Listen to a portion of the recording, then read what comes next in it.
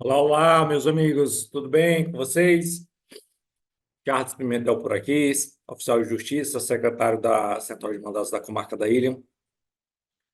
Vou explanar agora um pouco sobre como funciona a dinâmica da Central de Mandados. O que que é uma Central de Mandados, como é que ela é dividida, como é que ela funciona na sua estrutura e também na sua dinâmica em si, os oficiais de justiça, o supervisor, o secretário, o chefe da central, como é que ele deve atuar. Enfim, uma série de informações que eu vou tratar logo aqui e depois complemento no presencial, tá? Outra coisa, a gente não tem a pretensão aqui de esgotar o tema sobre o central de mandatos. É um tema bastante amplo, todas as dúvidas, mas eu espero passar para vocês o essencial aqui, complementar no presencial. Então vamos lá, vem comigo. Pois bem, a central de mandatos, né? Eu vou me ater aqui à central de mandatos, baseado já nos provimentos 18 de 2023 e 19 de 2023. Provimento 18 de 2023 teve a função, né, de criar as centrais de mandatos nas comarcas intermediárias no âmbito do TJ, Tribunal de Justiça do Estado do Maranhão, e o 19 no âmbito da comarca de Caxias, que já é a entrância final, tá? Basicamente, o texto é com algumas divergências, algumas mudanças, mas o corpo em si é o mesmo texto. E eu vou explicar algumas coisas, como eu já falei anteriormente, com relação à dinâmica, certo? Vamos lá. Inicialmente, para essa implantação das centrais de mandados, né, de entrância intermediária e final, a gente dividiu esse planejamento de implantação em 9 fases, tá? A gente aqui no treinamento e capacitação é a nona fase, tá? A primeira foi pendência de contato, a gente tem que fazer um contato, a gente passou um checklist para o secretário, né, o chefe da central, o secretário vinculado à diretoria do fórum que iria assumir a central, depois a gente faz uma reunião, faz a criação dos distritos com apoio dos oficiais de justiça, faz a publicação das portarias de implantação, cadastro nos sistemas PJE, SEU, divisão dos distritos, monta a central de forma virtual, né? E a gente faz um treinamento, pode ser presencial ou online, tá? E 3 meses depois, ou até 60 dias da implantação, a gente faz uma análise e, por fim, faz um treinamento, tá? Para todo mundo é muito novo, tanto para os oficiais de justiça, como também para os secretários, os servidores das varas. Antes, os oficiais de justiça ficavam vinculados, 2 oficiais de justiça por unidade judiciária. Hoje não, todos estão concentrados na central de mandados, então a dinâmica é diferente. Muita da vida do servidor que era vinculado a um secretário, ele passa a ser chefiada, passa a ser executada pelo chefe da central de mandados. Então mudou muita coisa, tanto de caráter administrativo como de caráter na demanda judicial, tá? Mas o que é uma central de mandados, gente? Central de mandados é uma unidade administrativa. A primeira diferença é aí. Na central de mandados, não tramitam processos, tramitam mandados judiciais, né? Que pode ser o mandado judicial propriamente dito, mas também pode ser a decisão que sirva como mandado, o despacho que sirva como mandado. Então, ele, a partir da Secretaria Judicial, ela expede esse mandado, em vez de ficar na sua própria unidade, ela chega numa caixa de distribuição da central de mandados. Então, a central de mandados, essa unidade administrativa, ela serve de intermediação entre a distribuição, o cumprimento e a devolução dos expedientes judiciais. Então, uma diferença básica aí. Ela não é uma secretaria de vara, ela é uma unidade administrativa. Ela vai servir ali de ponte entre a secretaria, que vai expedir o mandado, e o oficial de justiça, que vai dar cumprimento a esse mandado. Então, a central de mandados ela serve como ponte, né, entre as unidades judiciais, as varas juizadas e centrais de inquérito, caso tenha na comarca, e os oficiais de justiça, tá?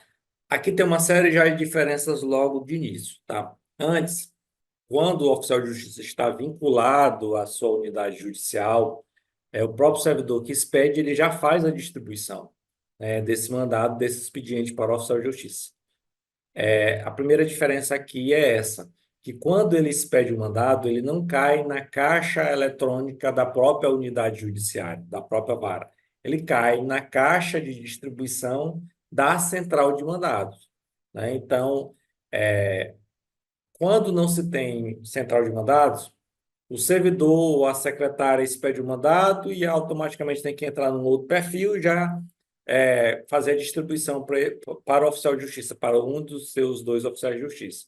Na central de mandados não acontece isso. Todas as unidades que são atendidas pela central chegam numa mesma caixa, né, uma caixa de distribuição, né, num perfil distribuidor, e aí a central de mandados faz a distribuição para o oficial de justiça daquela determinada área, tá? Como é que isso acontece? Como eu já falei, a central de mandados, ela recebe da unidade geradora o expediente para dos oficiais de justiça, tá? E distribui para os oficiais de justiça para cumprimento. Eles vão, cumprem a ordem lá no endereço do destinatário, de acordo com os prazos específicos que eu vou falar mais à frente, tá? E aí faz a devolução no próprio sistema. Como funciona basicamente hoje? Detalhe: quando o oficial de justiça ele faz a devolução com a certidão do mandato cumprido, seja atingida a sua finalidade ou não, não passa mais pelo crivo da central, ele é juntado automaticamente, né, no processo. Tá? Então, não precisa ter essa intermediação da central na devolução desse expediente. Ela é feita direto entre o oficial de justiça e unidade geradora do mandado, tá certo? Não existe um crivo para a chefia da central de mandados fazer uma análise daquela certidão, se está adequado ou não. Infelizmente, ainda não existe esse sistema. Já provocamos, inclusive, para o setor de informática do tribunal. E quais são os dois pilares, né, fundamentais de uma central de mandados? A equalização da demanda e a delimitação da área territorial, tá? Equalização da demanda de tal forma que todos os oficiais de justiça possam realizar o seu trabalho em condições similares e sem sobrecarga, né? A ideia é que todos os oficiais de justiça que trabalham nas suas zonas de atuação, né, eles tenham uma distribuição de forma isonômica e igualitária, tá? Então, o outro pilar é a delimitação da área territorial. Não há necessidade de um oficial de justiça que esteja lotado em central de mandados percorrer toda a comarca, todo o perímetro da comarca, tá? Justamente para quê, Charles? Para que haja uma racionalização do trabalho, de tempo e do gasto com deslocamento. Daí a importância, tá? De se dividir, implantar uma central de mandados numa comarca. A força de trabalho ela fica concentrada em um único setor, chamado central de mandados, como uma unidade administrativa, como eu já falei, e há uma união de forças, né, para que todos os oficiais de justiça tenham uma demanda igualitária, ou pelo menos o mais próximo possível. O que se vê atualmente nas comarcas que não têm central de mandado é que, por exemplo, os oficiais de justiça das varas da Fazenda Pública têm uma quantidade de mandados menor e, por exemplo, uma vara que tenha competência violência doméstica, alimentos, né, infrator, menor infrator e assim sucessivamente, tá? Então, com essa dinâmica de central de mandados, a distribuição ela é feita de forma zoneada, que a gente denomina de distritos. Daí é importante ter essa divisão para ter uma equalização, uma isonomia muito próxima de distribuição. Mas, Charles, como é que a gente vai saber que um oficial de justiça está recebendo mais mandados ou menos mandados? A gente vai ter que acompanhar pela distribuição mensal, que isso aí eu posso passar presencialmente para o chefe da central de mandados, tá? Então é importante ele fazer uma análise mensalmente da quantidade de mandados distribuídos em cada distrito ou zona de atuação. Beleza? Deu para compreender até aqui? Vamos seguir. Segura na mão e vem, tá? E como a gente faz essa divisão de área de atuação dos distritos, tá? Ela é feita basicamente em, em dois momentos, tá? No momento da implantação, a gente divide essa área de abrangência ou zona de atuação por demanda e proximidade física. Quando a gente está implantando uma central de mandados, que é o caso de vocês, né, que foi implantada há pouco tempo, isso para aquelas comarcas que já foram implantadas, ou aquelas que ainda vão ser implantadas, porque das 27 planejadas, ainda faltam 3 comarcas a serem implantadas. Se você é uma dessas comarcas e está vendo esse vídeo agora, a gente faz a divisão de distritos em demanda e proximidade física. No primeiro momento de implantação, a gente trabalha somente com a proximidade física, ou seja, núcleos urbanos ou núcleos territoriais, que são os povoados, tá? Para poder fazer essa divisão. No primeiro momento, essa divisão de distritos, ela não pode ser equalizada a partir da sua demanda. A gente vai sentir isso naquela fase 8 de avaliação, tá? 60 dias ou 90 dias após a implantação. A gente faz um estudo da quantidade de mandados, tá? Que são distribuídos em cada distrito, e aí a gente faz essa análise, tá? Então, a divisão dessa abrangência desses distritos é entre demanda e proximidade física, tá? Esses distritos, eles também podem ser fundidos, ou seja, pode ser haver a junção desses distritos, como também desmembramentos. Vou dar um exemplo bem simples. Imaginamos que na comarca de vocês, a área que mais sai mandados é na região central, em razão do comércio, em razão do banco, em razão do posto do INSS. Então, o centro geralmente tem muito mandado. Então, ali no centro, ele pode ser um distrito sozinho, tá? Ou todo mundo pode, todo que eu falo, todos os oficiais de justiça da comarca podem dividir aquela demanda do centro, tá? Porque ali é onde sai mais demanda. Tem os órgãos públicos, prefeitura, INSS, tem bancos. Então, pode ter uma divisão com relação à demanda, mas não no primeiro momento de implantação, jamais, apenas depois de uma análise mensal da distribuição e do volume de mandados mensalmente, tá? Que a gente vai fazer essa análise. Para quê? Sempre no intuito daquele pilar de racionalização da força de trabalho. Menos tempo, menos gasto com deslocamento, tá? E, claro, maior celeridade na prestação jurisdicional, tá? Aqui em São Luís, aqui eu estou mostrando o exemplo aqui da comarca da Ilha, que a gente divide aqui em 25 distritos, tá? E em cada distrito ainda subdividimos em 4 ou em 6, tá? E essa aqui é a organização geográfica que a gente tem atualmente aqui na comarca da Ilha. Que aí a gente vai sentar secretários e oficiais de justiça e traçar uma melhor forma de zoneamento dentro da comarca de vocês, tá? Sempre pensando nesses dois pilares, equalização de demanda e delimitação de territorial, tá? Pessoal, provimento 18, provimento 19, aí já adentrando aqui ao conteúdo, tá? Vamos relembrar a questão dos prazos, tá? Para você que tem dúvida com relação aos prazos, eu vou dar uma pincelada aqui dessa informação e vou reforçá-lo, vou tirar as dúvidas no presencial, tá? O provimento 18, tá? E o provimento 19, basicamente, são 3 prazos básicos, tá? E também, nesses prazos, a gente configura e já faz uma divisão dos tipos de mandados, tá? A gente tem lá um prazo de 10 dias, a gente tem um prazo de 15 dias, a gente tem um prazo de 30 dias, tá? Qualquer comunicação processual, inclusive réu preso, exceto audiências com prazo maior, tá? É considerado mandado urgente. Mandado urgente, pessoal, é aquele mandado que é o que a gente chama de corre. O oficial de justiça tem que ir ali imediatamente cumprir aquele mandado, tá? É uma liminar de saúde, é uma busca e apreensão de menor, tá? É uma coisa urgente, é uma demanda contra-equatorial, uma liminar, uma demanda contra-equatorial para restabelecer a energia elétrica do cidadão, é uma demanda contra o plano de saúde, é uma demanda contra,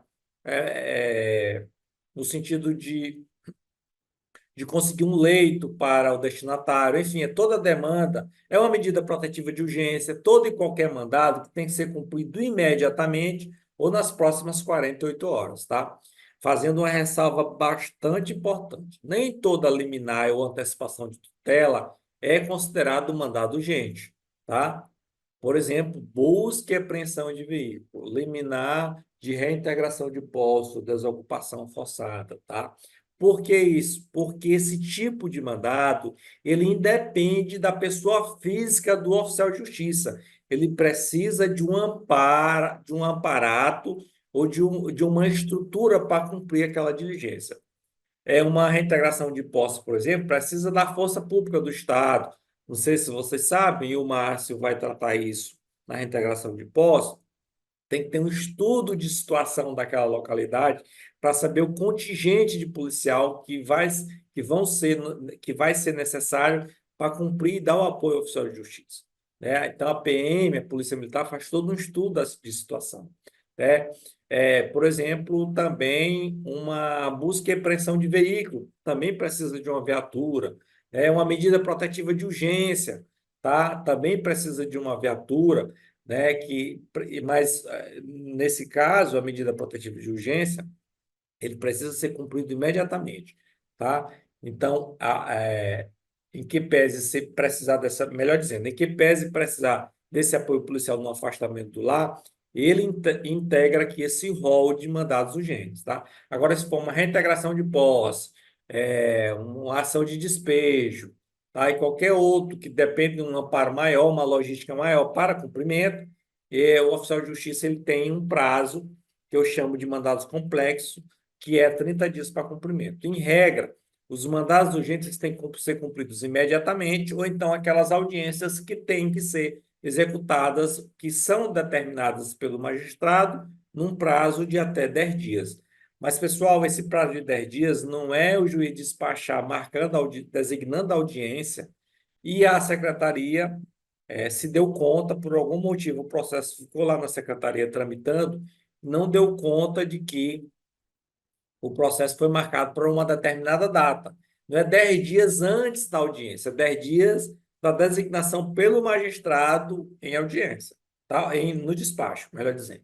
Tá? Então, não é 10 dias antes, o mandado é considerado urgente, porque se ele for expedido 10 dias antes da audiência que vai acontecer, ou seja, do dia designado, e sim tem que ser do dia do despacho. Tá? Essa dúvida eu posso explicar melhor na hora do presencial, tá? Eu tenho também mandados ordinários, aquele mandado que não tem uma certa urgência, tá? Então, eles devem chegar dentro da central com prazo mínimo de 15 dias, tá? O prazo, em regra, é de 30 dias, que deve chegar um prazo na central de mandados para dar um cumprimento razoável com qualidade. Mas eles podem chegar até com 15 dias. Lembrando que esses prazos são dias úteis, tá? Não são dias não são dias corridos, são dias úteis, tá? E temos também os mandados complexos, que é reintegração de posse, prisão civil, ação de execução de alimentos, e todos esses mandados, eles dependem de um amparo maior, tá? Para cumprimento, tá? Então, tá aí a definição do que é mandado urgente, ele está no artigo 14 do provimento 18. Medidas urgentes deferidas de natureza civil ou criminal, cuja demora possam resultar risco de grave prejuízo ou de difícil reparação. Olha a responsabilidade que a gente tem com o mandado urgente, tá? Por isso que é importante que na organização, na divisão de distritos, exista um distrito denominado de urgente, tá? Justamente num sistema de rodízio para que tenha sempre um oficial de justiça de prontidão para cumprir aquela demanda de forma imediata, né? Aquele mandado que ele não possa esperar, tá? Isso é importante ser organizado dentro da estrutura da central de mandados. E também aquelas audiências urgentes marcadas com prazo inferior a 10 dias úteis, né? Inclusive réu preso, contado da data do ato judicial que a designou. Aquilo que eu já falei ontem, tá? Que eu falei anteriormente, perdão. Não adianta o juiz designar em fevereiro para o dia 10 de dezembro de 2024 e quando der no dia 1º de dezembro, a secretaria, o mandado ficou aqui, eu não consegui identificar o processo, não movimentei o processo, e aí vou marcar essa audiência como urgente. Isso não é urgente para efeito do provimento. A central ela pode até executar, tá? Mas ela vai estar totalmente respaldada para fazer a devolução desse mandado, porque não cumpriu a rigor o que está determinado no provimento. Tá certo? Deu para compreender até aqui, pessoal? Tá? E aí, só reforçando que nem toda liminar ou tutela de urgência irá para o distrito de urgências, tá bom? E aí a gente cita aqui, por exemplo, as ações de despejo, as ações de reintegração de posse, a prisão civil por débito alimentar, né, que pese urgente também tem um prazo diferenciado, e assim sucessivamente, tá? Então, a parte teórica, tá, gente?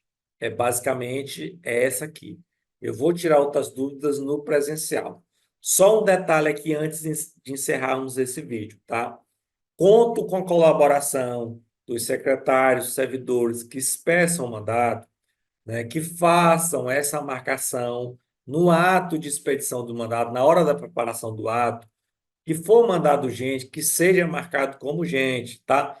Só fica na opção 2 lá na hora da preparação do ato, lá no perfil de secretaria, não é o perfil de central.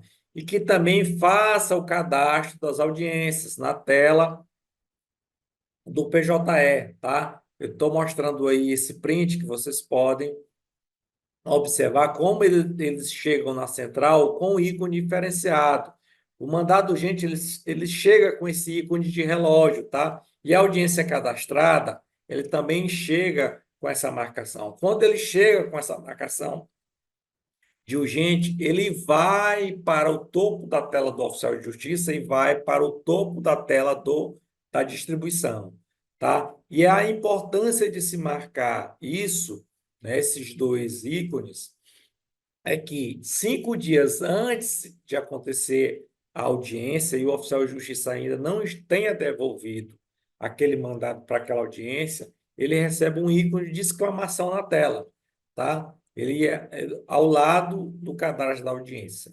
Sem contar que o chefe da central de mandados ele pode fazer uma triagem das audiências que irão acontecer em até 5 dias e aí fazer uma cobrança direta para o oficial de justiça efetuar a devolução daquele mandado, não necessariamente esperando que o juiz identifique que o mandado não foi devolvido no ato da audiência. Isso é feio para o oficial de justiça, é feio para a central de mandados, então a gente tem que se antecipar aos problemas e evitar, né, qualquer tipo de problema no decorrer da audiência, porque sem um mandado devolvido, o juiz ele fica de mãos atadas, ele não sabe como proceder, né? Ele não sabe se ele pode conduzir a testemunha, se o Ministério Público vai dispensar porque não encontrou aquela testemunha. Então, uma série de coisas que podem acontecer sem estar o mandado devolvido e recolhido pelo oficial de justiça. Tá bom? Então, vou ficando por aqui. Muito obrigado. A gente continua no presencial para a gente tirar todas as dúvidas. Lá a gente vai tratar de outras situações e vocês podem tirar dúvida comigo, tanto os oficiais de justiça como os secretários das unidades, os expedidores de mandados, né? E também todo mundo que expede o mandado dentro das secretarias, tá certo? Eu vou encerrando por aqui. Um forte abraço e até ao presencial.